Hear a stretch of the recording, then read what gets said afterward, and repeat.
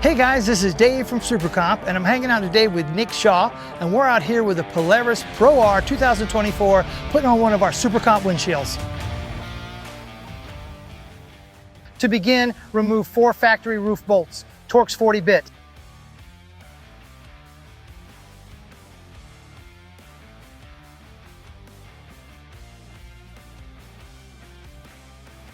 Place the SuperComp Pro R windshield on the windshield frame under the factory roof. Hand tighten the factory roof bolts. Do not tighten completely. Use the provided J-bracket, bolt, washer, and nut to secure the bottom of the windshield to the frame on each side of the UTV with the 5/32 Allen wrench and 7/16 wrench and ratchet.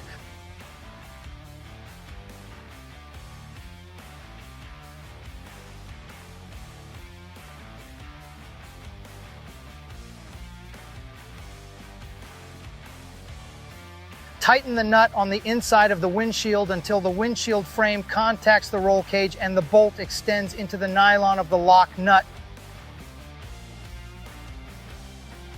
Tighten the 4 factory roof bolts and do not over-tighten.